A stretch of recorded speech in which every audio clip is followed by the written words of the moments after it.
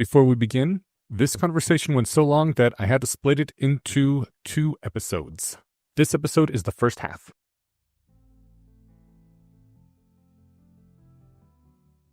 Welcome to the Bayesian Conspiracy. I'm Eneasz Brodsky. I'm Steven Zuber. We have a guest with us today. You can use any name you want. Doesn't have to be a real one. All right. I'm Thomas Ambrose. Thomas is... Have you been part of the Denver Rationalist thing from the very beginning? It's been a long time. It's like 2017, I think. Still. That's almost the beginning. Yeah. Really? Yeah, we started in 2015, early 2015. Yeah. No, I didn't know that. We are here to talk with you because we tend to keep losing. And by keep losing, it's not like an epidemic, right? But it happens often enough to be noticeable. I mean the rationalists, tend to lose people on occasion to the Catholics and the Mormons. They just get something and they go join these religions, and it's enough of a trend that it's noticeable. Like, what the hell is happening here? We're here to talk about religion and why you are joining a religion. I would also just want to say, I don't necessarily agree with that framing. I don't think, sure, some people have like, all right, fuck this rationality business, I'm going to go to church instead. Yeah. I think some people hybridize them, which is not the same thing as losing people to various religions. There's definitely some people who were like Catholic all along, right? Like drag Catholic rationalist has been a thing from the beginning, I think. I personally have issue with that framing because I do not believe that one can believe in a personal God and be a rationalist. But maybe that is racist on my part. So we are here to discuss these things. Let's start with, were you raised religious? Yeah, but like not very hardcore. Yeah. No, my family was Catholic. We went to church most weeks, not all of them. I always liked that. I liked going to church. I chose to get confirmed as a teenager. I don't think either of my siblings did. What does that mean, getting confirmed? So the Catholic Church has 7 sacraments. Some of them are related to like what level of initiation you're in the church. And some are like, what are you doing with your life? What are you doing with your life? Marriage and holy orders are the traditional ones for those. Okay. The rites of initiation are you get baptized when you're a baby. When you're like 12 or whatever, you get your first communion. And then when I was doing this, it was like when you're 18, when you're like high school, going out to the world, you get confirmed, which is like your choice to be a member of the church as a knowing and understanding adult. I think they're trying to do it younger now, like around 12 or 13. First communion is when you can sin, right? Before then you couldn't? I think first communion is your first wafer / Yeah. bite of the flesh. But like the thing that it demarcates is now you are capable of committing sin? No, there's a different thing called age of reason, which is like 5 years old. Okay. And I think it is actually just 5 years old, but Okay. Because children can sin in many of these traditions, right? In Catholicism, you can't until you have reached the age of reason where you know what you're doing. right. Like if you don't know the difference between good and evil, you can't sin. Right, but it's like 5. Like you said, it's not 13. It's young, yeah. Yeah, it's not like the fuzzy line where trying somebody as an adult in the U.S. is 12, 13, 17 or whatever. It's like, no, they're like 5. Yeah. They know their name. They know enough to look ashamed when they're scolded for doing something bad. They know good and evil. Right. I think is the ballpark framing accurate. Yeah, ballpark. I actually don't know the details on this, but yeah. I'm sure it's nothing like what I just said, or at least the reasoning. But I think that's it. Is like if the thing, because I also see pets do this. But if the small human or whatever looks like if they lie to cover something up, it's because they know they did something wrong. 5-year-olds do that. So Yeah, I mean 3-year-olds do that too. yeah, They just do it worse. yeah. There needs to be minimum level of competence. Right, yeah. You need a certain level of ability before you can be held to account for failing to use your ability, right? Yeah. I think that's actually fair. Like if a 3-year-old tries to beat you to death with his hands, does it really count? Come on. No. That's not attempted murder. That's being cute. He'll be hugging you in 3 minutes anyway. Yeah. Okay. So yeah, my church was a little unusual. We had a schism, actually. It's where, in my case, a bunch of people in your congregation decide that they don't like the priests, so they say, F you, we're going to do our own church. Not with blackjack and hookers, but in our case, with female priests and gay tolerance and divorce tolerance and abortions. Oh, so they just became Protestants. Even better than blackjack and hookers. Yeah. It's sort of Protestant. I think Protestants mostly differ on theological grounds, and my church differed on like ecclesiastical grounds. I mean, they're definitely not Catholics at this point, aside from... Yeah, they call themselves ecumenical Catholic. Okay. And did all the sacraments, did Mass the same way Catholics do Mass, was not in communion with Rome. It seemed like it's just like if you care more about being a progressive than you care about being a Catholic, Yeah. but you still want to do both things, Yeah. then that was the church you went to. And that was the church that my family ended up going to. And so when I went to college, thinking of myself as as a Christian, like really believing in it, like doing all this stuff, I didn't have anyone to talk to, right? Because it's like, I was not a Protestant. I was not a Catholic exactly. I kind of was, but like all the Catholics I met in college were hardcore. So I stopped going to church, sort of fell away from it. Eventually, I know I had a couple encounters with Rationality. It seemed like these guys on Let's Wrong are really jerks. Oh, jerk. I don't like them. Yeah. Because we're on the atheist side of the atheism wars. Partly, but not just that. I think honestly a lot of it was the autism. Okay. But I always thought that the New Atheists had decent points, but also not as good of points as they thought it was, and also were just kind of jerks about the whole thing. I've heard that. Yeah, eventually, let's see, I read the sequences like senior year of college or something, and realized that at that point it no longer made sense to call myself a Christian because that word meant something, and it didn't mean what I was at that time. I basically thought it was all like metaphorical at that point. Okay. So you were basically, what do you call it? I mean, basically an atheist, but liked the cultural aspect. Maybe more than that. Yeah, we could call it that. We can round it to that. Yeah.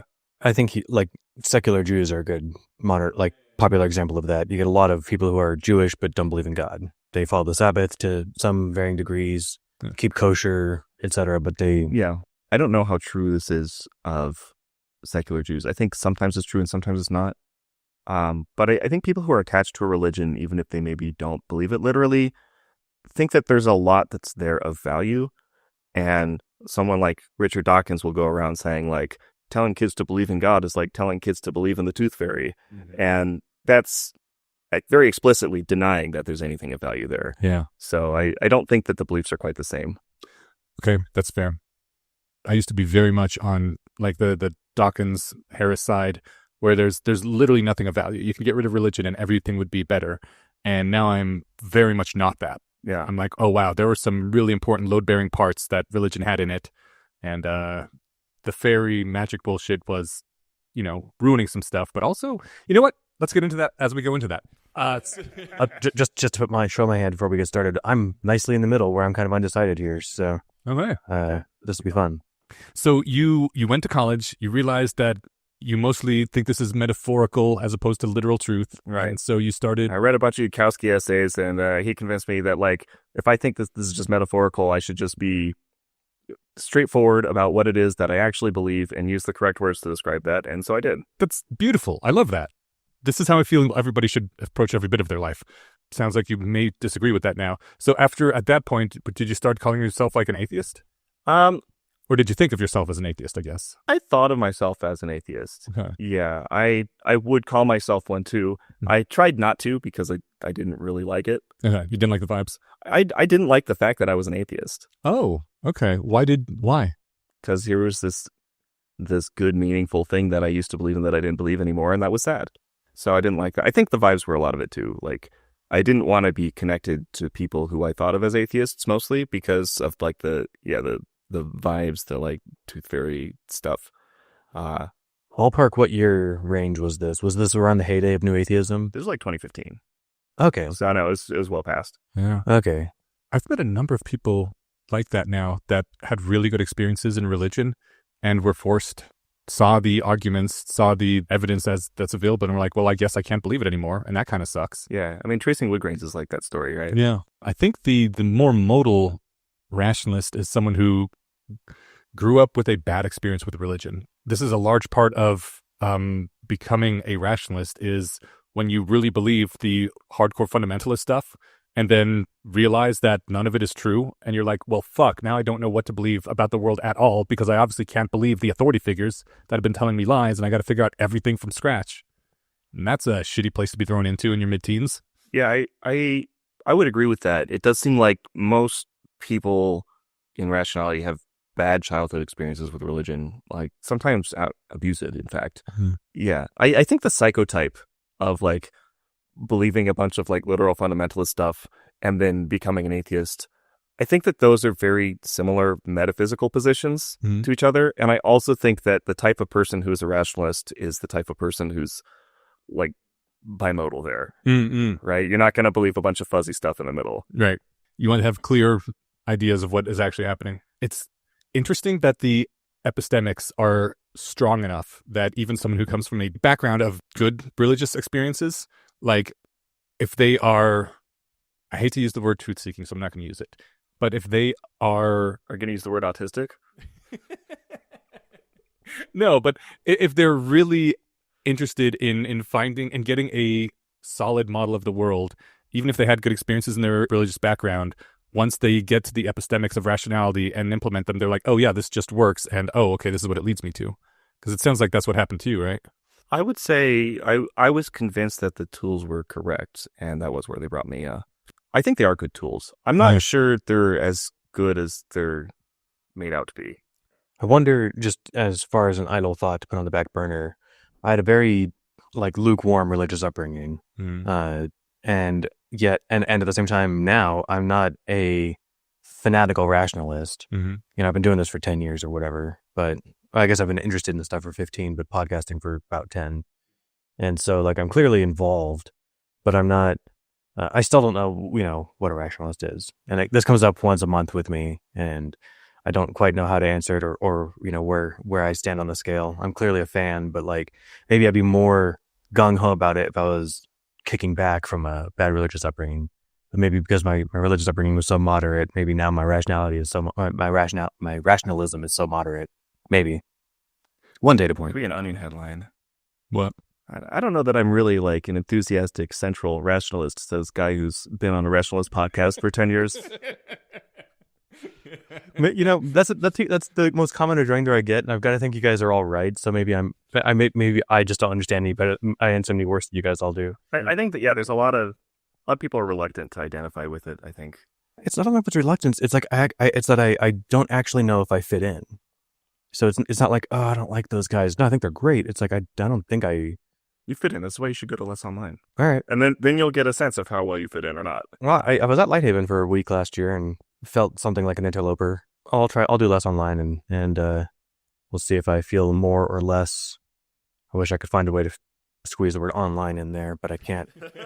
I'll see if I feel more or less online as a rationalist. That's why I felt less online than most of the other people at Less Online. That was my problem, is I'm so not online is that I missed the announcements of all these coming, and I never hear about them until, I was just I'm going to this thing. That's one way to hear about it, is, be online listening to podcasts and hearing about it from the base of conspiracy. That's right. That's true. Or being on the show and hearing on the... All right. You started having doubts about whether religion was wrong? Is that what happened? I think it's fair to say that I've always thought Christianity was good.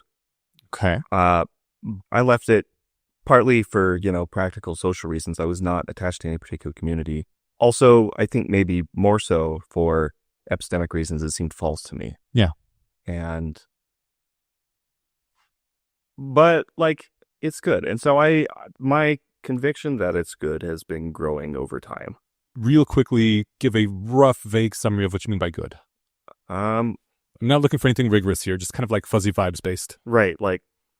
It works. It makes good outcomes when people live Christian ways. That really depends on which flavor of Christian you're talking about, though. Yeah, and which flavor of person, too. Okay. Yeah, I think that's true.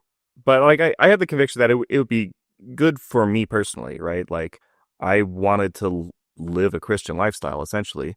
But I don't really know that you can justify that if you don't believe in God. I was in this long-term relationship with this girl, and she was Catholic. Her family was Catholic, so we would go to church all the time.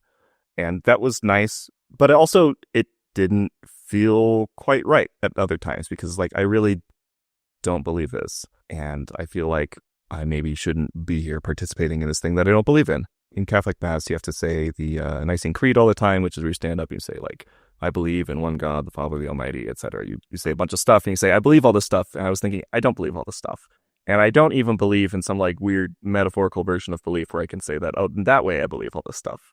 Would you say it anyway when you went? Because this is every Sunday they say this, right? Sometimes I would, sometimes I wouldn't. I personally really detest being forced to say things that I don't believe as if I believe them. You don't have to say it. You could show up to Catholic Mass, do all the stuff, not say the creed, and not take communion, and that's just allowed. You personally, Inyaj, could do that. I actually do that to some degree. I like to go out to cathedrals when I visit other cities. I've gone to the Denver Cathedral too, and I go to the Mass. It's really cool. Oh, really? Yeah. Oh, it's a cool ceremony, and I watch, and I don't partake in the speaking or the taking communion. Yeah. I had no idea. I have a couple clarifying questions. So, like, you said that you like the Christian framework, right? Yeah. What parts of it do you like that are attached just to Christianity that aren't attached to other things? Like, you can do the things without being a Christian, right? Because if it's like, trad family deal, I don't think that. So I think that that's a good point.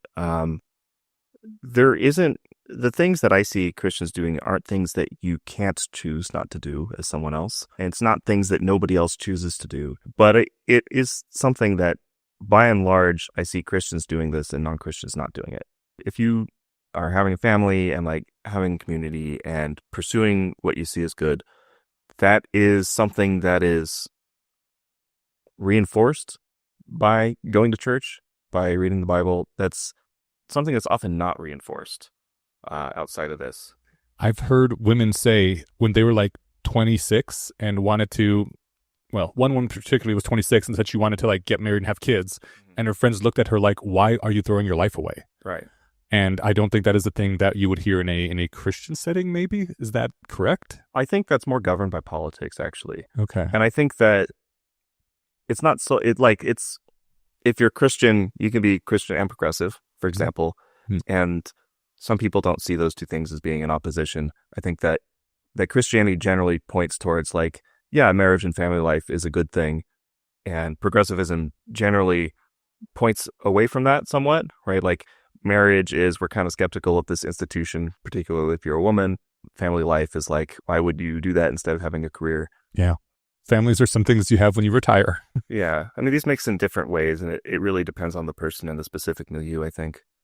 One other thing that I think I will say is the Christians I know who are serious about the faith take moral arguments very seriously and will change their behavior based on being persuaded by arguments. Christians? Yes.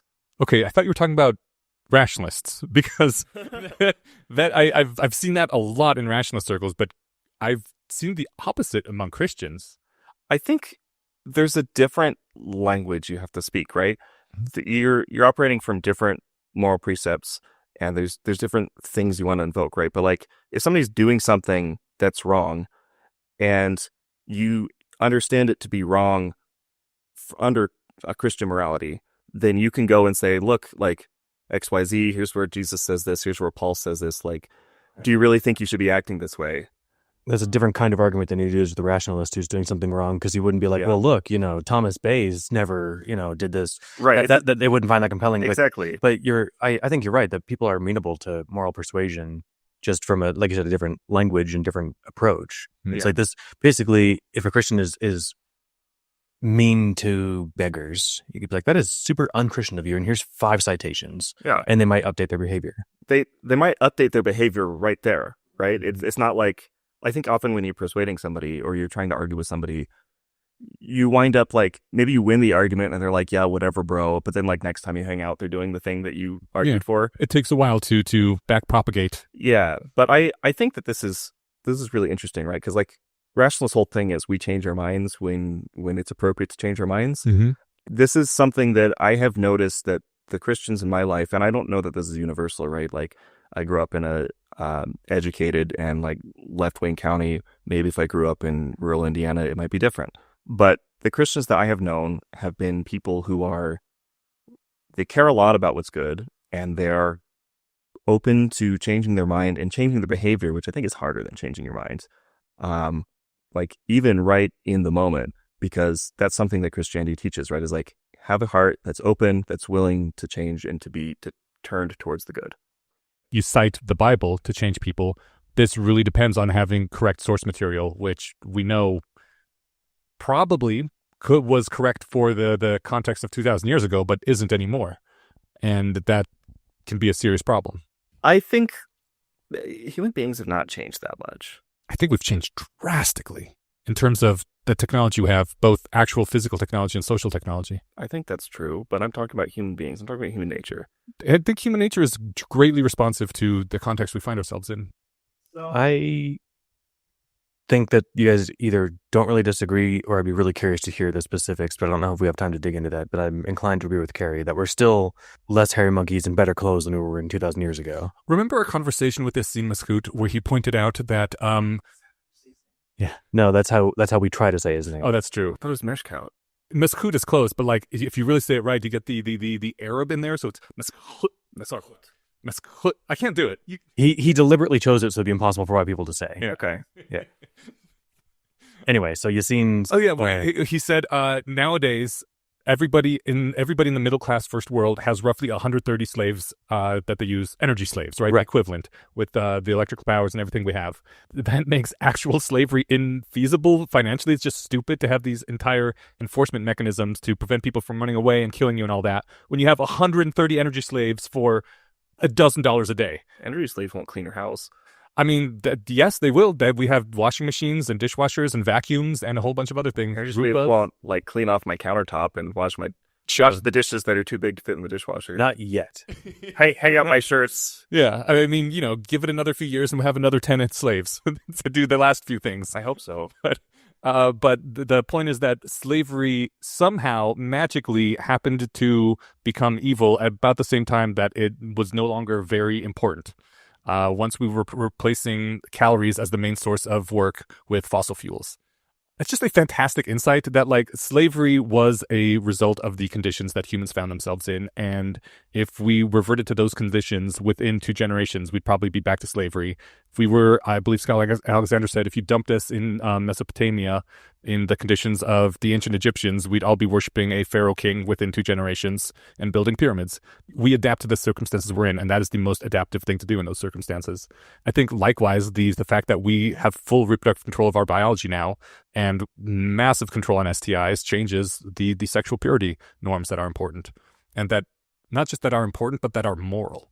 But like the underlying things of those all stay the same.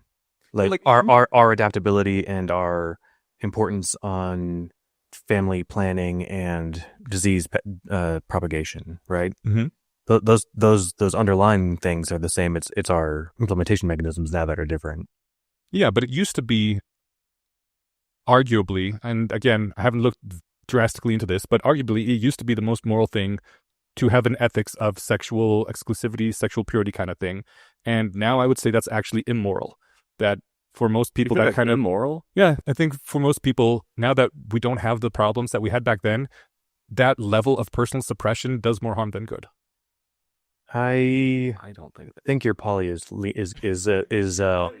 you're multi-headed hydra. One might call it a poly-headed hydra. Even for monogamous people, like most monogamous people would like to date for a while. It takes usually more than the very first person you date to find your ideal match.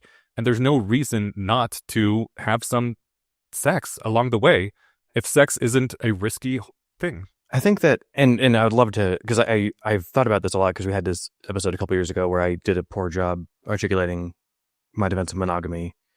I think that, in a sentence, because I don't want to get derailed too far, as was indicated in like the underpinning of what you were saying, sex is fun and people really like doing it, Mm-hmm. right? Committing to doing that with just one person is an enormous and costly signal of fidelity and commitment, Mm-hmm. right? What you're doing there is, it's like, this isn't the best analogy, but kind of like maybe quitting smoking because your partner doesn't smoke. And it's like, well, I want to live longer and I want, to be around my partner for longer, right? So I'm going to give up this thing. Although that's a thing that just you want that anyway. I guess giving up something that is fun, that people like doing, is a more costly sacrifice. Sure, I'm not even talking about sacrifice, though. I'm talking about that it is immoral to demand of everybody that they first dedicate their lives to someone for the rest of their life before they've had sex with anyone. Oh, then I'm in complete agreement. I thought you were saying that for the average monogamous couple. In fact, I think you did say that. That's why I felt the need to disagree. I don't think you should be telling kids, don't do anything until you're decided you're going to be married to this person forever. Well, that is what the sexual morality was, even a couple hundred years ago. Okay, I thought you were talking about modern day monogamous adults. No. I'm talking about traditional religion. Okay, then I misunderstood. Okay. And I was defending something that you weren't attacking. Okay. Now, the way monogamous people do monogamy now is probably okay. Like, I wouldn't call it immoral. Okay, so You were calling it immoral. that's what I don't know. I was talking about the religious teachings of a couple hundred years ago. I see. And which I think are still around to this day. I thought you were talking about modern monogamous couples. And I was like, I think that letting grown-ups do whatever they want is kind of like the definition of moral. Yeah. No, when I was raised as a Jehovah's Witness in the late 80s, so, this is several decades now, but I don't think they've changed their tune. If you even masturbated before you got married, you were committing a grievous sin and were endangering your immortal soul. Horny-nosh, damned to hell over and over. Yeah. Oh, man. That was damn to hell every night at a certain age. This is a pretty widespread Christian teaching. It's not just a Jehovah's Witness exclusive. I know. Yeah. This is a good segue maybe back into the conversation, because I imagine as a kid you suffered some existential angst about this. Oh, God. Yeah. Yeah. Yeah. And I think many people do. I feel obligated to throw out George Carlin's quip that if God didn't want us to masturbate, he would have made our arms shorter. Little T-Rex arms. Hey, But then I wonder, this ties me back into partly what got you back on board with Catholicism/Christianity, but also which parts of it are true? Or do you think that it's not so much that like there's truth claims that like, yes, this happened, but it's more like, no, the vibe that it happened and that vibe is important. Where are you at there?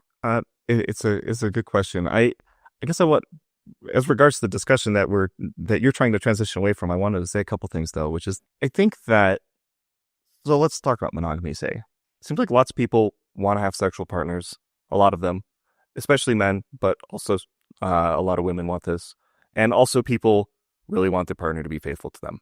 There's relationship types of best fit, right? I think that relationship or the types that are best fit to human nature here are monogamy and polygyny. And I think monogamy is it's more of like a shelling point, right? Each of one person. Whereas like if you're maybe polygyny is a shelling point if you're in a warrior society where all of the men are like willing to resort to violence and like murder each other for women all the time.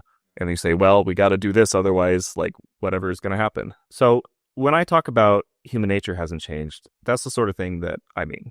I don't think that people 2,000 years ago were markedly different from people today in, say, how much sex they want, who they want to have it with, how they feel when somebody that they're trying to be with or, build a life with is doing stuff with someone else. I think monogamy has other advantages over polygyny. When you talk about stuff, right, it's easier to make a family, I think, when you're monogamous. It's something also that you can trust and build on more so, right? It's like both people are really highly invested. Ideally, we do, divorce happens, things happen, but I mean, I agree with you that the human drives are not that changed. I do think they evolve over time, but right.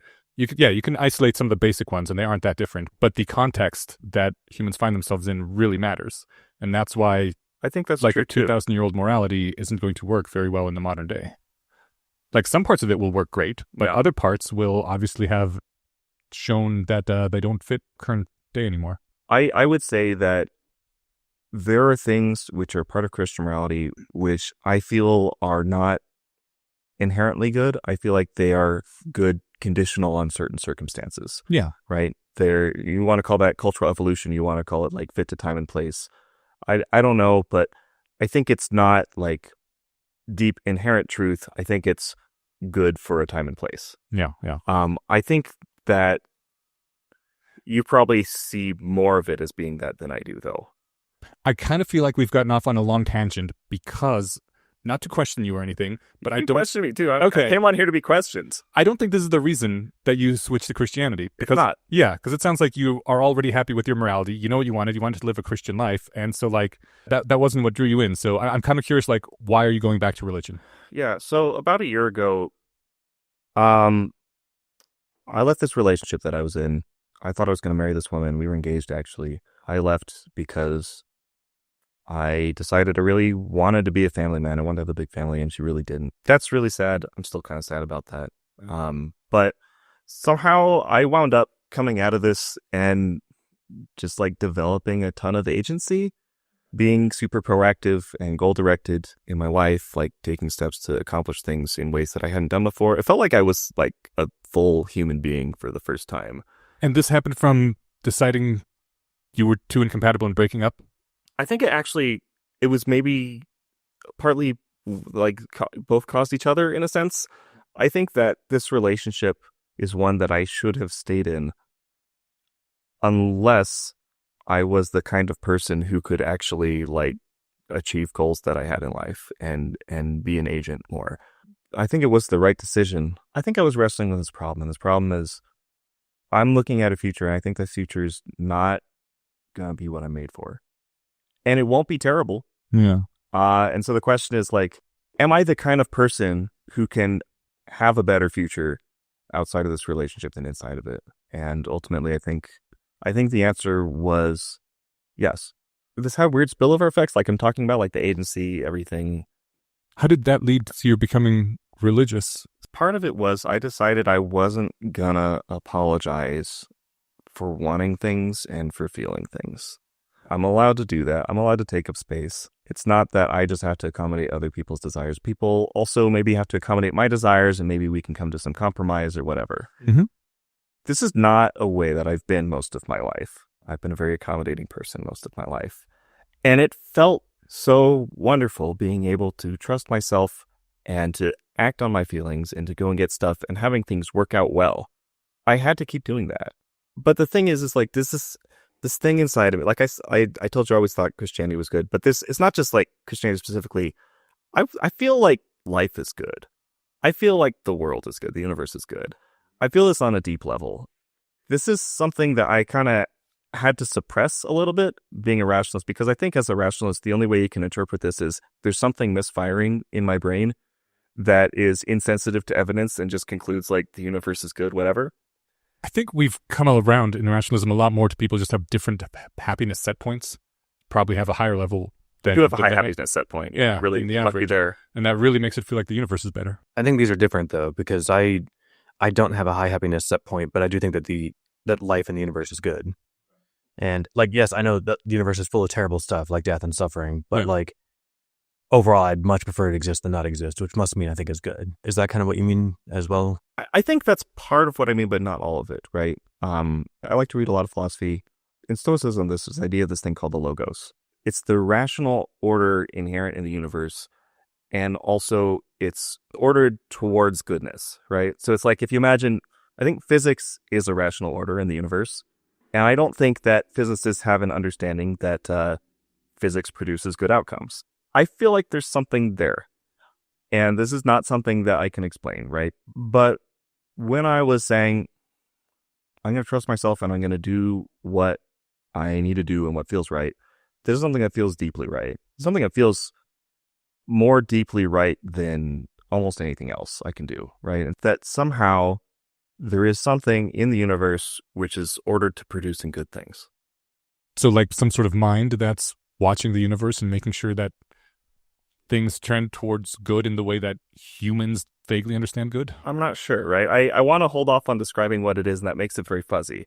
Okay. Because I'm not sure what it is. Well, it has to be a mind of some kind if it can judge outcomes and alter things to lead to different, better I don't outcomes. think it has to be a mind, right? I don't think it has to judge either. I think it could just be like the way that things spill out, kind of like, and if this is a bad analogy, Carrie, I think you know more than I do, but like, entropy increases. Yeah, but you have to be able to discriminate between good and not good. No, we do. The universe doesn't. The entity, if the entity is changing things, has to have some test. I don't think that there's necessarily even an entity behind it coordinating it. Like, again, entropy. But Kerry does.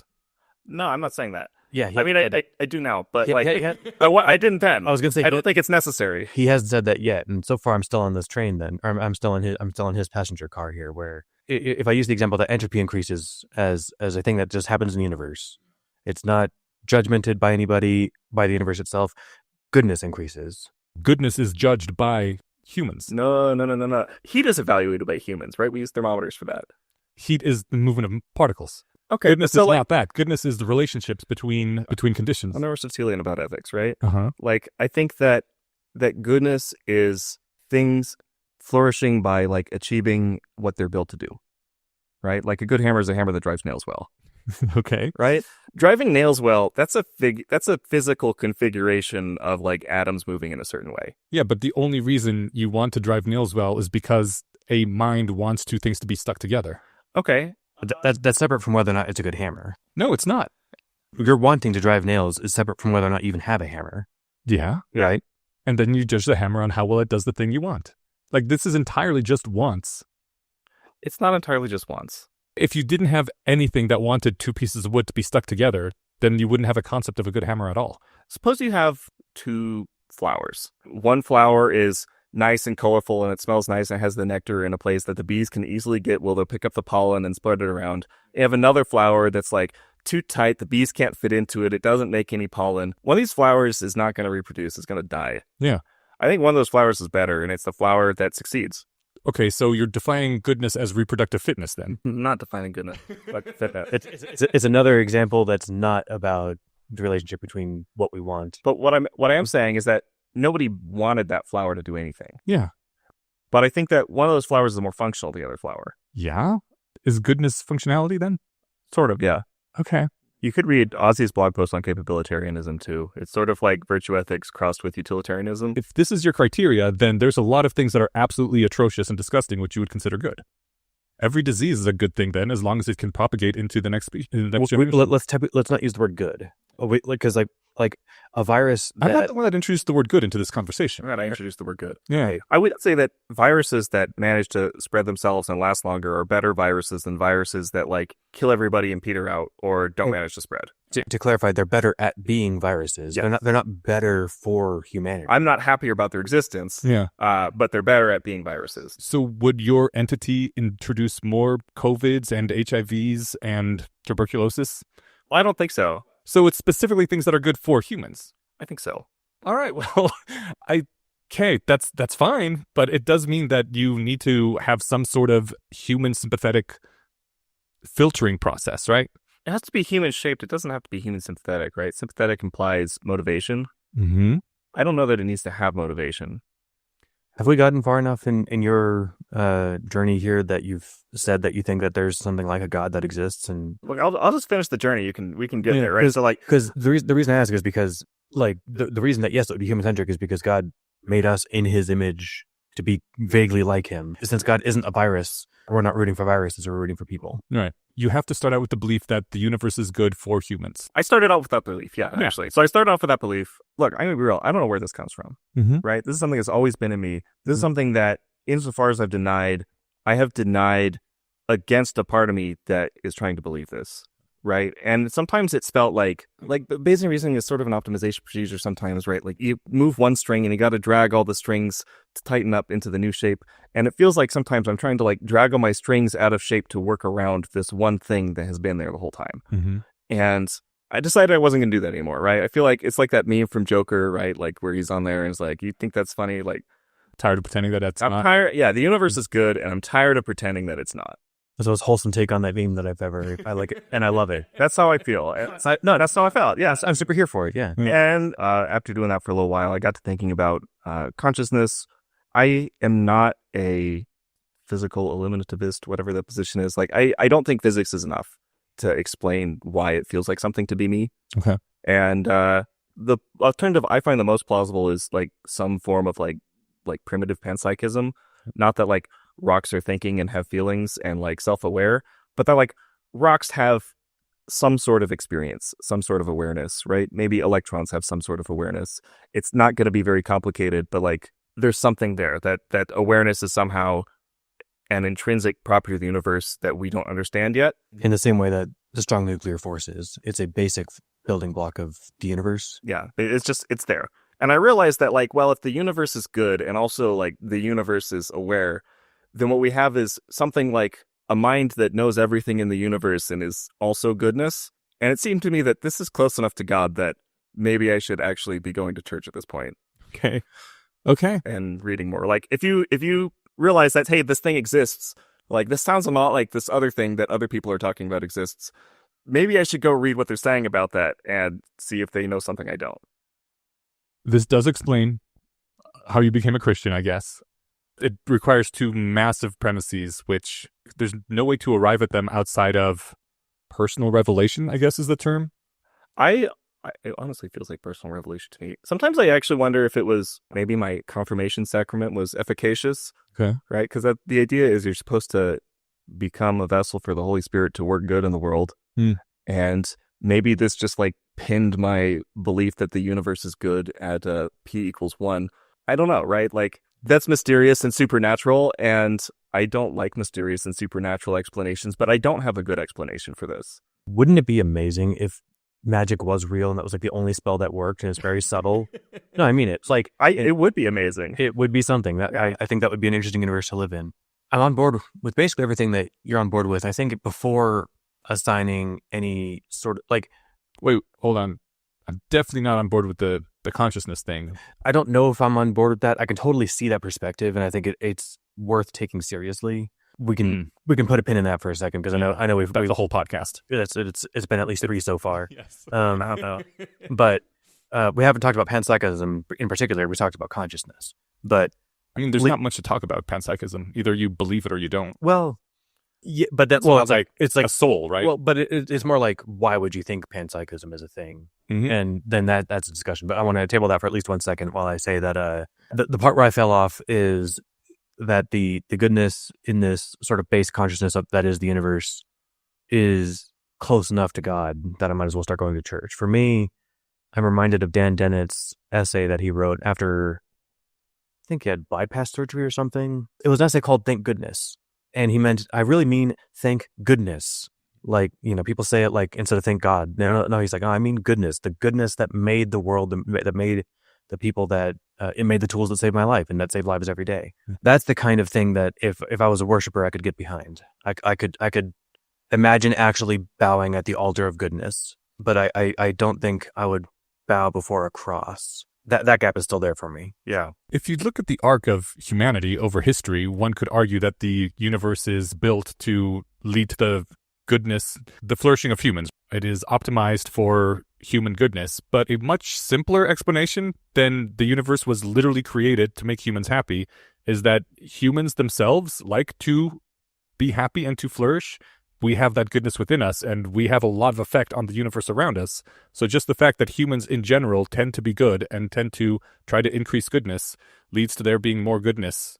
Again, goodness in this case, as we're talking about, meaning good for humans. Since humans want things to be good for humans, they tend to, as we get more capable, create ever more such goodness. And you observe exactly the trend you would expect to observe if humans are good and want there to be more goodness in the world. You don't need to invoke a post-human entity to explain the increasing levels of goodness. So number one, I don't equate goodness with making humans happy. I don't think those are the same thing. But number two, I don't actually know that my belief here is justified by looking at, the past history of the universe and saying, oh, wow, it seems to be like, stuff is getting better for humans.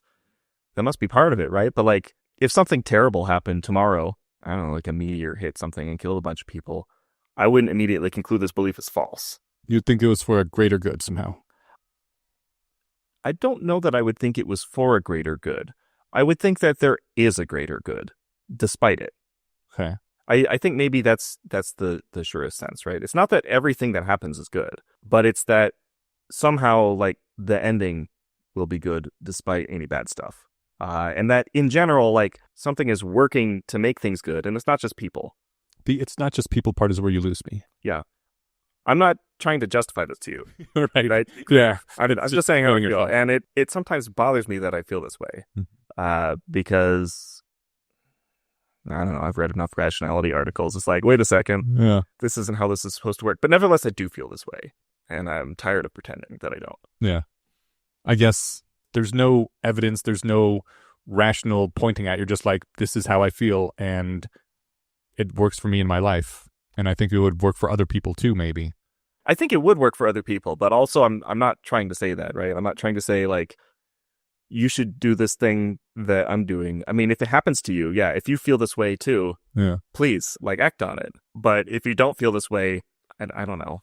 For a long while, my hypothesis was that these religious communities are tight-knit communities, and they provide things that reading rationalist blogs and going to rationalist meetups can't provide, that you get a lot of community out of becoming a Mormon or a Catholic, and there's huge amounts of value in that. based on what you're saying, it doesn't sound like if there was just like a strong rationalist church that people went to and all supported each other and all that, then it still wouldn't have prevented you from returning to Christianity. I think a rationalist church is very overdetermined to fail. Because rationality values are built around creating new knowledge, and there's only so many people who can do that, right? I would say also rationalists tend to be people who are, this is going to be not, it's different than being good at stuff, right? And also usually the people who are good at stuff mostly don't hang around in rationality communities. The vibe that I got at Solstice, and maybe this is just a Solstice thing in particular, was that there are a lot of people in rationality who are struggling with near suicidality and need a lot of comfort with that. I don't mean to say that there aren't Christians who struggle with that too, but I think that one important aspect of Christianity that rationality doesn't have, right, even if you had some sort of rationalist community, church-like organization, is that anybody can be good. If you're a rationalist and you are whatever, not like too dumb to be good at science, I think people will try to say it's like, it's okay, you can run the community center and be supportive and like this is helping people down the chain, but like that kind of rings hollow. Yeah. It doesn't have to ring hollow. It doesn't always ring hollow, but I think it does if your community's values are built around like, here's the thing that's important, and you're not doing it. I think also, and this is something I didn't expect to bring up so soon, but like, I think that I don't want to derail, but I just want to put on the record that I don't think that the thing that rationalists value is people who find new knowledge. I think that there's another more easily attainable thing that they value, which is just truth seeking. Yeah. And so like, I'm not finding new knowledge very often, if ever, but I am constantly keeping my eyes. Yeah. And anyone can be truth seeking. Right. And so that's a much lower bar to clear because it's something you could do every minute of every day. Whereas like, if you're going to find new knowledge that humanity hasn't seen before, that's not the kind of thing you can do twice before you finish breakfast. I just wanted to put that out there before I let that slip by. I don't want to interrupt what you're about to say. that's a fair counterpoint, and yeah, it's good to say that. I think you're right, but I think it doesn't change the overall tone. The other thing I was going to say though is I think that actually the insistence. So the famous thing about the rationalist notion of belief is that a belief pays rent in anticipated experiences, right? If you have a belief and your belief doesn't make predictions about what will happen, then it's not really a belief, it's something else. I think that may be a mistake. And I think that may be a mistake in the sense that why are humans doing all these other things and conflating them with beliefs we hold about predictions? I think that there's maybe like a kind of mythological belief which matters to how you see the world and how you behave in it and how you interact with things. Yeah. And these beliefs like basically don't make any difference to your predictive experience, but they do make a lot of difference to your behavior. And I think like, why do you care about holding true beliefs anyway? It's because you want to be able to behave in the ways that will be most advantageous. Right? You want to be a rationalist because rationality is systematized winning, and systematized winning is better than unsystematized winning, ideally. Or losing. Yeah, it's better than losing, too. I honestly just have a very strong aesthetic love for the truth thing, and I think it's good to pursue even when it makes you lose. I think that's an extremely common sentiment among rationalists. Okay. Yeah. I think that is part of why a rationalist church will not hold the same attraction to people who are attracted to Christianity. Right. Is because I think that part of the attraction to Christianity is that there are a lot of things which you cannot confirm or deny, which do not really change what you expect to see in your life. Or maybe they do in terms of like how you treat people and how you expect that to like reflect with your behaviors with people, whether you can change people's hearts or whatever. But like, they're not going to change your prediction on like whether it's going to rain tomorrow, for example. I almost think about this with like LLM sometimes. Like you got your big old training run, which is where it like memorizes the whole internet. And then you also have fine tuning where you teach it to be like friendly and not harmful and like, tell the truth about stuff. And I think that the fine tuning is not rewarding it based on correctly predicting sentences, right? It's rewarding it based on completing its sentences and with a certain kind of behavior. But it's the same actual process as training, right? You're still like having an outcome, you're backpropagating like some positive or negative feedback into the weights of the model based on this. I don't want to claim that there's like a strict equivalence between the LLM version and the human version, but I think that there's something kind of structurally sort of similar going on where you do have some beliefs which are about like making predictions in the world, and you do have other beliefs which are maybe not about anything that you can verify, right? Like, but it can make a tremendous psychological difference to you and therefore an impact on your actions, whether you believe there's an invisible dragon in your garage or whether you don't. And even if you don't believe that you can actually tell the difference and figure out whether the dragon's there.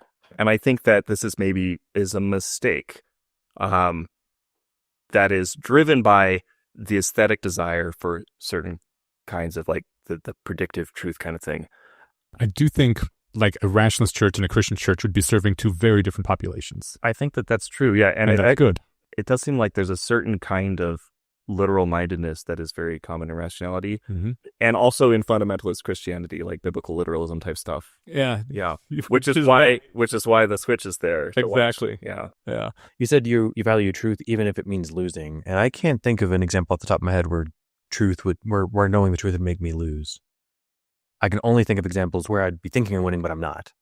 Like the truth that I have some terminal illness, but I don't know that. Learning that doesn't make me lose, just makes me think I'm winning. Like, I basically agree with you. And I think this is why I always prioritize knowing the truth, because even if like you locally lose, in the long run, you will win or your society will win. And it's so worth it in the long run. Again, we're all consequentialists in the end, right? Haha. But one of the most blatant examples is when you're motivating groups of people. If you say, we're going to do this now and we're going to win, or, whatever it is, you don't want to say as a leader, all right, we're going to attempt this now, and there's a 70% chance we're going to get it. Probably 85 if everyone really puts their back into it and works on it, right? When Bezos was seeking initial investors for Amazon, he said, I think there's a 30% chance this will succeed. Looking for VCs is different from trying to motivate a group of people. That's kind of cleverly worded too, because VCs normally think there's less than a 30% chance things that succeeds, and Bezos probably knew that, so he's probably like, I'm going to go and selling something that sounds humble, but actually is going to be really bad. Okay. There's also, I think it was Sarah Constantine that wrote about this, aspirational truths, which I kind of hate, because in the second generation, you don't realize they're aspirational and you think it's just true, and that really fucked me a few times. But aspirational truths, you say things like, we're not a racist society. Which not literally true. There's definitely some people that are racist. Building truth. Yeah. And also, like, everyone's a little bit racist, and also some stereotypes are stereotypes for a reason. They point at things that are kind of sort of true in the population level, etc. But like, when you say we're not a racist society, you're saying that like we're not going to act like this, and it takes on a level of truth that isn't literally true, but the fact that everybody agrees this is what we're aiming for and just says that this is the case turns people more towards quote unquote good actions. Gotcha. As much fun as I do find this, I do realize that we are losing track of the main topic. I was going to say, I have a distinction that's kind of similar to that here. I think there's a difference between belief in and belief that. Okay. Right? Like belief that being like kind of propositional truths, like I think X is true about the world or whatever. I think belief in is a thing that comes up a lot in Christianity, and it's not best modeled as a kind of belief that. Right. I think that belief in like believing in Christ, the way the Christians do it, is better thought of as a kind of trust. I believe in my friends to not be late getting us coffee tomorrow morning. I think we still use it that way as a kind of having faith being trust. And there's an interesting digression here that I really want to write up into an essay sometime, because the word truth actually comes from the word trust. Oh. Right. Like something. The word true means loyal. Huh. Okay. Yeah, and the word false means disloyal. Okay. So like literally they mean that, or have they come to mean that over time? They used to literally be exact synonyms. Okay. And now true means like propositionally true, and people don't think of the connection to loyalty. It comes up like if you know the word betrothed, It's like people who are engaged in a fantasy book will say they're betrothed because it's their troth. They've pledged a troth to each other, which is like a kind of loyalty. But so, I mean, you think, what is true? True is something that is loyal to the way things actually are, perhaps. There's some connection there. But when you say believe in something, like if I say I believe in God and I believe in Christ, I do think God is real, right? And I think God is also bigger than the universe, right? The thing that I came to was, well, there's something at least as big as the universe. I know more fundamentally, like, I am not sure about the facts. I'm not sure about the metaphysical facts. I'm not sure about the theological facts. There's a lot that I'm not sure about, but I know that I can trust this. Trust your intuition that there's something bigger than the universe?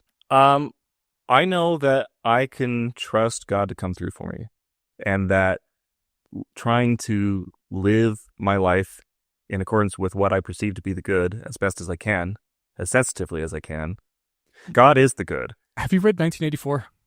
Yeah, ages ago. Do you ever get the feeling, because on the one hand, that's a beautiful and loyal mind frame that, like, no matter what happens, I know I can trust God, right? And put one way, it's very romantic and I love it and I want to live that way. But then that's literally the same thing Winston thinks about Big Brother at the end of 1984. And he just knows. The book ends with him with a tear in his eye, knowing that he can always trust Big Brother and things will work out. He loved Big Brother. He loved Big Brother. Yeah. Here, I got a question for you, Niaj. Yeah. Did you ever think about, like, if you're not a utilitarian, you know how, like EA people will go out and they'll say, like, it's okay, we're going to raise average utility, right? We're going to raise global utility. It's going to be really good, right? If someone comes to them and says, what if that's wrong? What if that's bad? Right? It's not a question that makes sense. Right. Because their understanding is that goodness is utility. Yeah. Right? So this is what I'm saying is I trust God, but God is goodness. Right? This is the same thing. So I'm saying I trust goodness. When I'm saying I trust God to do what's right, what I'm referring to as God is this entity, which I believe exists. I believe many other things about God, but one of the things that is most fundamental is I believe that God and goodness are the same, right? And that when I talk about goodness and when I talk about God, I'm talking about the same thing. And goodness in the Aristotelian sense, in addition, as well as maybe possibly the utilitarian sense? I mean, in the sense of like this logos I was talking about earlier. Okay. Something that's intelligible, but also, good. There's like three things I wanted to ask about, but I guess on the forefront of my mind is I'm still having difficulty determining whether or not what you're saying would have got you burned at the stake.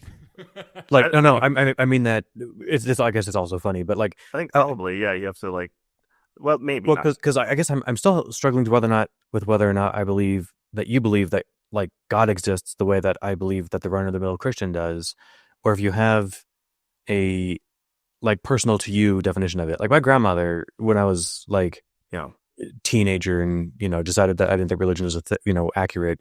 And she was like, God is in my garden. When I'm out there working and planting flowers, like that was her thing.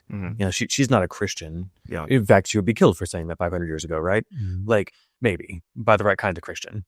The wrong kind of Christian. Excuse me. You're right. Oh. No. I concede completely. They were all doing it wrong. Are you in my grandma's variety of Christianity, or in like I think there's actually a guy that can hear me, not guy, but I can talk and something's listening and it does stuff. The second kind. I think I can talk and God can hear me. Like we're rationalists here, we like to put numbers on beliefs. I don't necessarily have numbers, but like in order of which beliefs I believe how strongly, I would say the universe is very good, basically without a doubt There's an awareness, a mind that's at least as big as the universe, also very strong. That mind is basically what Christians are describing as God. And I say basically because, like, again, I'm not sure it's the facts, right? I think Christians are mostly right about that. What about the specific truth claims of like, well, there was this guy a couple thousand years ago, he was a big deal. Yeah. He rose from the dead. Is that stuff part of this belief packet, or is that separate? I actually find the resurrection a lot harder to believe because I'm sort of constitutionally predisposed to be against belief in miracles. But I find it plausible enough that I don't feel like I'm a fake when I'm going to the church that I go to. There are other churches that I might go to where I would feel like a fake. Real quick, plausible enough that something that looks like this may have happened so that people were tricked into it, or plausible that like somebody literally died and was decomposing for 3 days and then had that reversed and came back to life. The second thing. All right. If there existed an argument or a line of discussion that would dissuade you of your belief in this, would you want to be exposed to it? That's an interesting question. In which part? Or any part? Let's say the part that, like, I would be hesitant to be exposed to a line of argument that would convince me that the universe is bad, even if it was true. So, like, I'm not saying I would say no, but I would be like, give me a minute, let me get in the right headspace before I can engage with this. Let's say the fact that there's an entity that listens, that something approximating God, in the more traditional sense of the word. If you could be dissuaded of that, would you want to be? I think it'd be very inconvenient if I were to be dissuaded of that, but I would want to know. Yeah. So the truth is more important than the convenience? Well, yeah. I mean, the truth is more important than a lot of things. Well, that was one of the reasons I asked that question, was because the truth, for some people, isn't more important than literally everything. So some people, there are certain facets of their life they'll carve out and say, you know what, I don't care what's true there. I'm just going to believe this. Whatever, your spouse dies, and you come across a piece of weak evidence that they might have really just detested you, but that's all you have is this one fragment of weak evidence. Do you decide, okay, you know what, maybe they did hate me and this changes my entire life and the way I felt about my last 30 years of my life or whatever, or you say, you know what, fuck that piece of paper I found? I can see a lot of people saying that, the latter, right? I think if you updated and said, oh, I guess my dead spouse hated me, you'd be over updating, right? If it's a weak evidence. Yeah. I can imagine convoluted enough cases where people might pick sanity over truth. I may be loading the question that way, saying sanity makes it unfair, but I might put it differently, right? I was thinking about this on the drive down here, is that I think often truth is a satisficing game, not a maximizing game, right? And I think rationalists want to say it's always a maximizing game. You always want maximum truth all the time. I think that you don't want to believe false things, right? But that the effort you ought to expend into making sure you don't believe false things, it can grow as high as to like as much effort as you are willing to put in. So you have to pick a trade-off point at some point. How much effort am I willing to put in to like truth-seeking versus other things? And if you want to do anything else in your life, you can't put it all into truth-seeking. And so you have to say like, this is good enough at some point. Like Patrick McKenzie's thing about the optimal amount of fraud is not 0, because you spend all your time eliminating fraud, no one will be able to do anything. I think it's like that. I think that you have to be willing to say, this is good enough for me to work on right now. That doesn't, like, if you come across evidence that something's false, that's a good enough reason to re-examine it too. But I don't think that you have an obligation to always go looking all the time for something. I think not only do you not have an obligation, you'll kind of wind up a bit messed up if you always do that. You won't get anything done. You'll be like changing your life orientation like every 2 years or something. Okay. Based on what I know about you and what I know about actual Catholicism, there's no way you believe all the things that the Catholics officially believe. That's correct. I'm not a Catholic. Okay. I don't think I'm ever going to be Catholic again. Yeah. As a year ago, I thought I would be. Yeah. And I don't think that's true. I was first, I guess, exposed to this from the Collinses, but I'm not sure if it's unique to them. The observation that all modern religiosity, unless it adheres to traditionalism, tends to revert back to a sort of soft paganism, where people pick and choose the things that feel right to them, and what feels right is very similar to cuddly soft paganism. How is what you're doing any different from that, when you're like, this is how I feel, this is what feels good to me, and I'm going to go with the things that most affirm what my intuition is? That is a good question, and I'm glad that you asked that, because it's a hard question. I've been trying to talk in generalities for this podcast because it's easier. I think the Collins' version with the soft paganism thing, right? Their thing is soft culture. And a soft culture is one that's very accepting and doesn't have rules. There are a lot of things that I feel very strongly are, let's say, morally right or morally wrong. Yeah, same. And I'm applying those in my life. And I don't want to like make a list of stuff.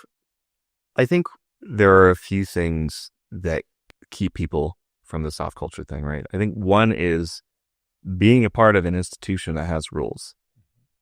This is why I think you see a lot of rationalists depart for specifically Catholicism and Mormonism, is because I think those are the two strongest Christian institutions or religious institutions of any kind in the United States. Protestantism is kind of inherently, in many cases, anti-institutional. I think attaching yourself to an institution is one way to avoid that problem. I am still in the process of seeing if there are any institutions out there that I'm willing to attach myself to. I don't want to attach myself to an institution that teaches things that I think are important, that they think are important, that I think are wrong. I mean, I had in-laws that when they moved to a new city, went, I don't know if the term is actually church shopping, but every week they went to church shopping is like a tongue-in-cheek term, but it is the one people actually use. Every week they went to a different church. I think after a dozen and a half, they finally found a church that lined up with them, and it was like an hour and a half drive away. But every Sunday they would make the 2 or 3 hour round trip because this church lined up with what they believed. That's basically just deciding. It's soft paganism that you got together with a bunch of other people who said, we also like this version of soft paganism. Let's meet every week, right? Like it is no longer based on a single concrete thing that you can point to. It is like, this is how I feel. This is what I think is best. I'm glad all of you do too. Let's meet together every month. And then we can pretend that it has a 2,000-year tradition or whatever, but it just doesn't. And it feels weird that is what you are doing as well. Like it doesn't feel like that is a strong concrete basis for anything. And I don't actually have a problem with it. I think this is probably a better way to live. Like, our society does a fairly good job of inculcating us with the values that make society run. If you can find a bunch of other people who want to live in that same society as you and actually have a community with them, that's ideal.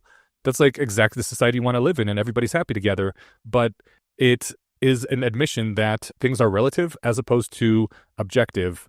And I think that's good because, again, I think that morality changes over time and based on context and things like that. And it's important to be able to adjust them. But a lot of those people would say, but no, my morality is based in the Bible and it's objective and I'm changing. And I'm like, that's just silly. I saw you search for the church that would confirm the morality that you already have.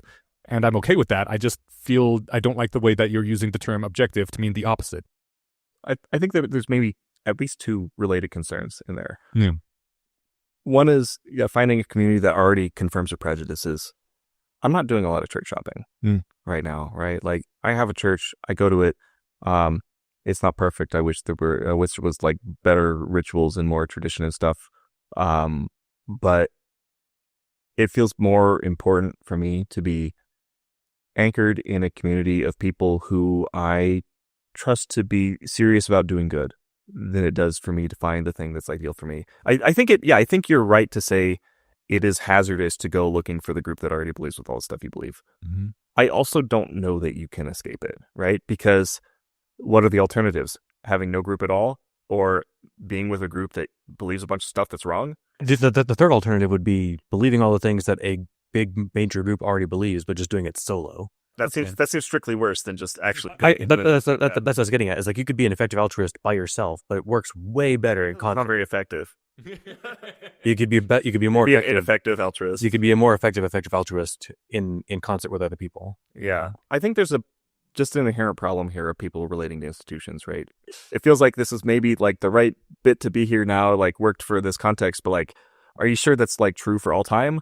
I'm not sure. Personally, I'm not sure that's true for all time in most of these cases. Yeah. So the other one, though, the soft culture thing, right? So the Collins it's not exactly paganism, right? It's sort of animism, I think, which is panpsychism adjacent, and so perhaps a more cutting critique even than you meant when you called it paganism. But my understanding is that the critique is this, right? Is that people operating on feelings without rules will tend to regress essentially to a lack of civilization, a lack of refinement in their understandings of things, and into just discarding any notion that there ought to be rules, right? And maybe first it starts with like, we're going to relax the rules in favor of our intuition, and then the next generation is like, oh yeah, there's rules, but they're more like kind of guidelines, and the third generation is like, what rules, right? And we see this right now with the I feel like my generation is the what rules generation. I will say, in theory, that should be happening, right? Protestants have been around for a long time. And evangelical Protestantism hasn't been along for that long. Yeah. But I have been really surprised at how, at the evangelical Protestants that I've met, about how seriously they take this, right? It's like a major thing in their lives is reflecting on what they're doing right? Is their conduct godly, say, right? Are they acting in ways that align with what the Bible says you should do? And this is interesting because I wouldn't have expected this necessarily, right? Like, I know, like, whatever, Protestants have a reputation for always doing the Bible thing because... And not just Protestants, like, throughout all of human history, there's always been a portion of the population that takes the religion very seriously, right? Right. Regardless of what it is. It's not that people don't take it seriously. It's like growing up as a Catholic, it always seemed like every time Protestants have a disagreement, you found 3 new churches. Mm-hmm. Right? I mean, that's what your Catholic Church did too, though. Yeah, it's true, right? It's schism is a problem. This is interesting to me that this is still going strong. Currently, it seems like there are a bunch of earnest, motivated Christians who have hearts that are open and listening and always trying to do the good thing. That seems less durable than an institution. But it seems so much less durable than an institution that I'm kind of surprised it exists. And I think that's different than soft culture, because I think soft culture is when you kind of sort of have rules, but you don't really abide by them. And all I'll say is that the attitude of Christians that I've met that are not strongly attached to larger institutional forms of Christianity have really surprised me with their seriousness. And I don't think it's accurate to characterize that as soft culture. Am I doing that personally? I don't want to be doing that. I'm aware of that as a failure mode. I think I'm still in the process of figuring this out. And so I think that's a fair critique, and it's something that I'm watching out for. And if I don't actually find something a little more solid and anchor myself to it, then I'll probably end up doing that. Can I circle back really quickly to something that you had said that I might not be consequential, but I think it might actually be very consequential. You had said that you think that a Christian, who has their heart open, trying to do the good thing, is less durable than an institution. I think it's the closest thing to adamantium our universe has. A person who is, again, has the heart open, trying to do the good thing. I think that's the most durable, impacting, stable thing out there. I don't know how people like that can get their children to be like that reliably. Maybe you get some of your kids to be that way and some don't, and maybe that's fine, right? But like, I don't know what the success rate is. What's the conversion rate on trying to raise your kids to be this kind of person? And it seems to me that it must not be high, but like, I mean, I guess it has to be, given that there's still people like that around. Could be genetic.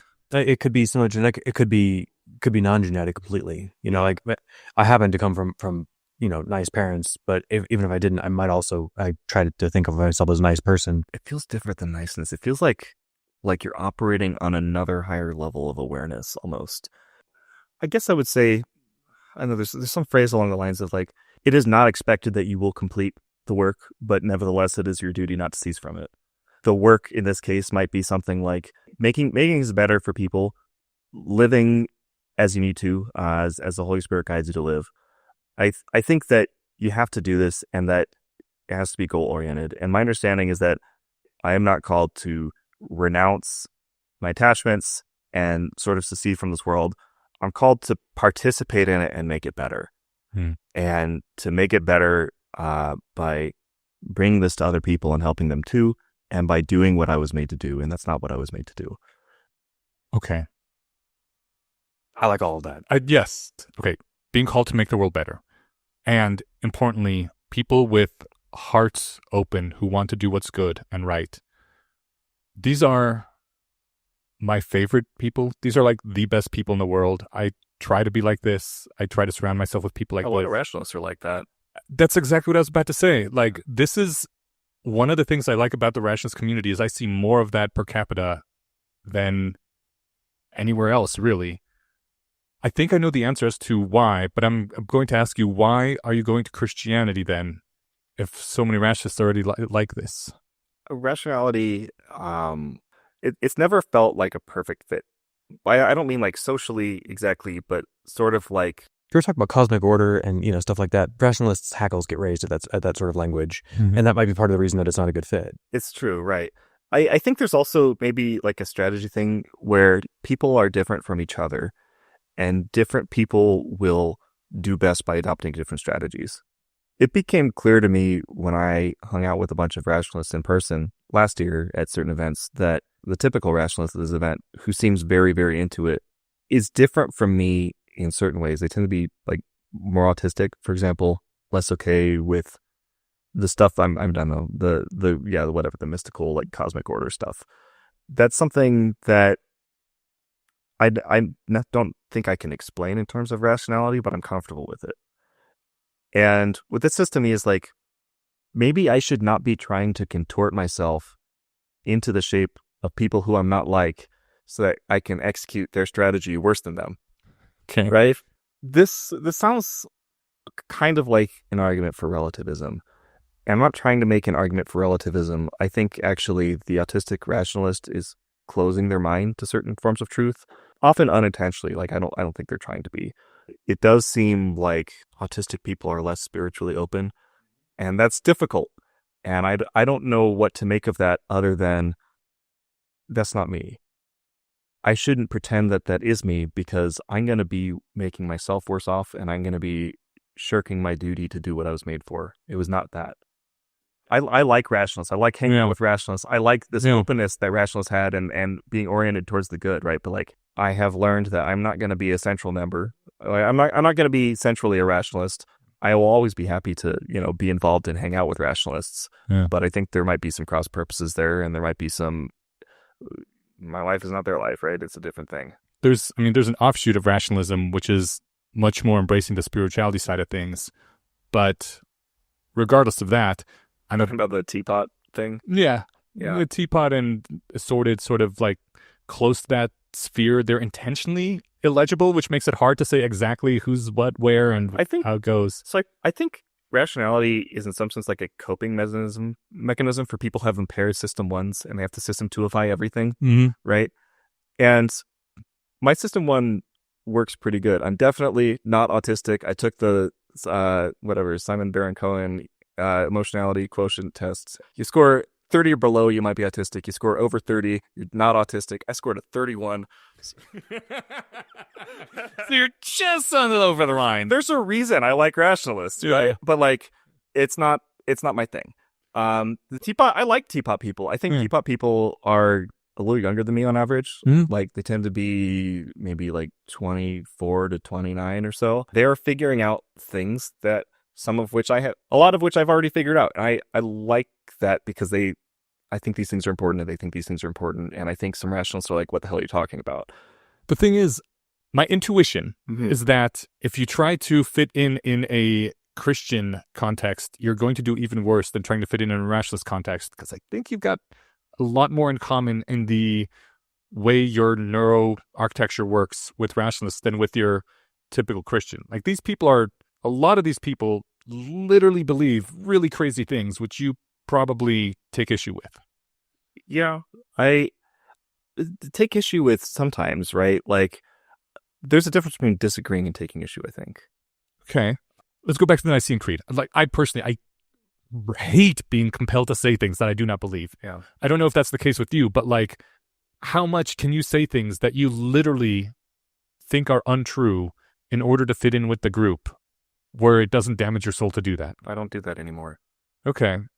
There's going to be a lot of places where you either have to or you have to tolerate a lot of people where you're like, okay, they believe crazy things, but I'm just going to keep my mouth shut because this makes them happy and I don't want to interfere with their happiness. Why are there going to be a lot of places like that? Because you're going to Christian churches.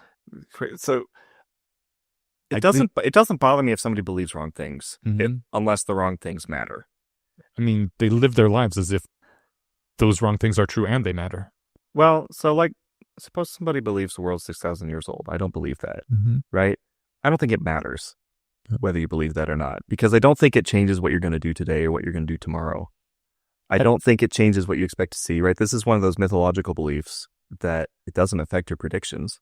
It doesn't affect how you're going to live your life. It might affect how you're going to live your life because it changes the way that you see things, right? It has an effect on your behavior that is not on your expectations. I think this comes from not having a lot of experience with truly deeply believing Christians. The more you get into this, the more you're going to realize that it really matters and changes how you live your life, and not in a good way necessarily. Yeah, and I'm not trying to talk you out of anything or because that was a common rejoinder from people that I would talk about this back in the day when Right. I was talking to people about this. Back during the whole atheism culture wars. And just my teens figuring this stuff out. Yeah, like my entire adolescence, I was dating one girl who came from a fundamentalist Christian family, 10,000-year-old Earth, all that, and I was listening to the Skeptoid podcast when it first started coming out 15 years ago. Or what I always thought about was that the kind of people who can believe the sorts of things like that, say that the Earth is 6,000 years old or 10 or however old they think it is, are the kinds of people who can believe anything,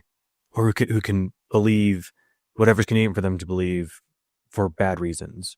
And so, like, yes, that belief itself is just a thing that doesn't do anything. It's their favorite. It's like them having a lucky number, but they don't actually bet or something, right? Like it's a non-rent paying belief, but it's a weird house to live in. I think if you have room for that kind of thing, that's the way I'd try to phrase that. People who haven't ever been in a deeply believing religion that people really base their lives around, I think, don't quite get how big it is. Catholic. Yeah, you were Catholic, but you were Catholic of the kind where they're like, we want women priests, and so they made their own church. No.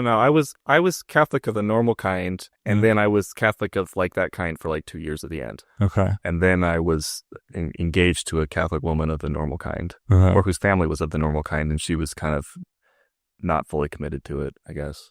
I don't think that holding beliefs that I disagree with is grounds for like not getting along with somebody. Right. Otherwise, you couldn't get along with anyone. I mean, I learned that my D&D dungeon master on Thursday actually does believe the world is 6,000 years old. And this is a man who I actually respect quite a lot. I still respect him quite a lot, right? That doesn't change. I'm not going to be somewhere where they're asking me, they're demanding that I'm saying something that I don't believe in. I'm not going to do that. Maybe I would have used to do that. I think I would have. I'm not going to do that anymore. If someone asks me what I'm going to believe, I'm going to tell them. And if that means that I'm not welcome, that means that I'm not welcome. And so I won't be there. When you have children, they won't know. They'll end up like me, where they think all this is literally true. And it's going to be quite a shock to them when they get older. And they're like, oh, this was all a metaphor. I'm not going to lie to my children. And I don't think it's a metaphor. The things that I've told you today are not metaphors for me. Yeah. I don't understand them to be. But I mean, your church is, I'm assuming, if you're going to be joining Christian church, is going to believe things like various parts of the Bible are literally true. Things that it says about God and his nature and the fact that he incarnated himself as his son or something. Like there's going to be a lot of things that the church says which are going to get passed on to your kids. So a lot of that stuff I believe is true. But also more to the point, I think there's a wider... I think it really depends on what church you go to. I think many churches have a pretty broad diversity of opinion on the facticity, the literalness of different parts. There are some parts which are unanimous, right? Like the resurrection, you got to believe in the resurrection. Unless you're at a church which is a little wishy-washy about that stuff, which honestly I am at right now, Okay. right? My church believes in the resurrection, but they welcome people who don't. Okay. And I find that a nice stance as I'm trying to figure out what's true. I know that if I come to a certain conclusion, I won't be pushed out for saying, well, I guess this is true and you guys don't believe that, so I got to say goodbye. I also have every confidence that if a pastor who was saying things that you're not usually used to and don't tend to agree with, if you were there with your kids, you would talk with them. Like you said, you're not going to lie to them. I think you would also correct the pastor where you thought appropriate. I understand where you're coming from, Enosh, because your parents pretended to actually believe all of it. But your parents actually didn't believe it, your Jehovah's Witness stuff? My mom did. My dad did in his youth. Uh-huh. At some point, he stopped believing. Yeah. And I don't know when that point was, but I found out much later in life that when I was in my teens and I renounced my religion, he already had some very strong doubts and wasn't sure he believed it at all. Huh. And he didn't tell me until decades later. I found out when I was driving back from college with my dad that he didn't believe in God, even though like we'd been going to church for... Yeah. Yeah, that's crazy, right? You're like, but what? Yeah. I don't think that Thomas's kids are going to have that same, they're not going to have that same pit to fall into. I'm gonna tell them what I believe as best as I can. You give me every impression of being like the best possible father material in the planet. So Hear that, ladies? you heard it here first. I guess that brings me to maybe the final question, which again, I'm assuming this may go on for quite a bit still, but so you think the universe is conscious and cares about humanity's welfare. How does that lead to Christianity? And that's roughly the halfway mark. Come back in 2 weeks for the second half of our conversation. Since I'm deciding this on the fly, I have to record the back matter here solo. First, Thomas Ambrose can be found on Twitter at SomeBrashAdam. We have a link in the show notes. He'll be going to Vibe Camp, or you can meet him. Steven and me are going to both Less Online and Vibe Camp, and I am also going to Manifest. Come say hello to us. We love meeting podcast listeners. If you'd like to become part of an online rationalist community which does not demand that you believe in any sort of supernatural things, I strongly recommend the Guild of the Rose. We've been partnered with them since their initial alpha phase many years ago, and we really believe in their mission of trying to bring rationality to the wider world and leveling up the rationality skills of the people who come to their workshops. You meet every week with a stable cohort that you get to know over time, and the Guild adds new workshops regularly. Right now, they're adapting their very popular Be Well Tuned series that helps you tune your emotional and cognitive mechanisms. This series is going to turn those well-regarded posts into a series of actionable and engaging workshops, and I can't wait to hear what everybody says about them. It's a great resource. Check them out at guildoftherose.org or link in the show notes as always. And finally, this week, I want to throw a personal shout out to Lucy, a rationalist who just visited Denver from Paris. Lucy came out to the monthly Denver Rationalist Less Wrong meetup while here, and then came to my house and helped me for multiple hours with renovation work. Having someone offer support through actual manual physical labor for hours was really something different. I really appreciate it, and it made a big difference to me. It honestly helped me get this episode out on time. Thank you, Lucy. You are fantastic, and I wish you all the best in Paris or wherever you end up. All right, come back in 2 weeks for the conclusion of our conversation about how a rationalist ends up a Christian.